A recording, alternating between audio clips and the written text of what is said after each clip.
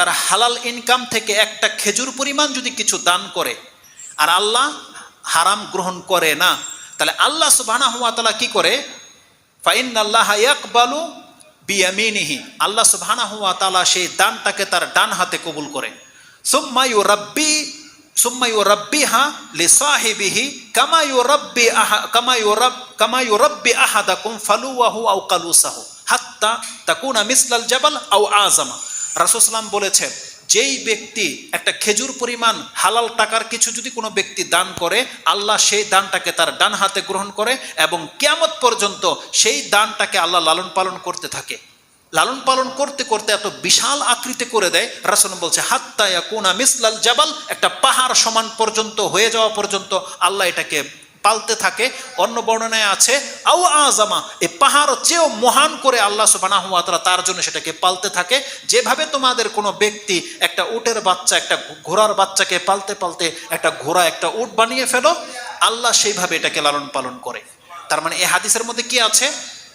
লালন পালন করা, ইউরাব্বিহা, তোমরা যেভাবে একটা উটকে লালতে পালতে এত বড় করে ফেলো, তার মানে তাকে রব বলা হয়েছে, যেই ব্যক্তি লালন পালন করে। এবার দোয়াতে ফেরত আসেন। তার মানে প্রত্যেকটা পিতামাতার দায়িত্ব হচ্ছে বাচ্চাকে লালন পালন করা। তাহলে আপনার দায়িত্বটা এবার আপনি বুঝতে পারতেছেন? আপনি তখনই দোয়ার হকদার হবেন যখন আপনি আপনার এই বাচ্চাটাকে লালন পালন করে বড় করবেন, যখন তার পেছনে আপনি মেহনত করবেন, যখন আপনি লালন পালন করে বড় করবেন, তখনই আপনি বলতে পারবেন আল্লাহর কাছে যে আমি ওকে লালিত পালিত করে বড় করেছি। আর তখনই সে দোয়ার বেনিফিটটা কি পাবেন? যে যত উত্তম করে আপনার সন্তানকে আপনি লালন পালন করবেন, দোয়ার রেজাল্টও উত্তমভাবে আপনার প্রতি প্রতিফলিত হবে। কারণ সন্তান যখন বলবে রব্বির হামহুমা কামা রাব্বায়ানি সাগীরা, আল্লাহ আমার পিতামাতার প্রতি তুমি ওইভাবে রহম করো যেইভাবে তারা ছোটবেলায় আমাদের উপরে করেছে।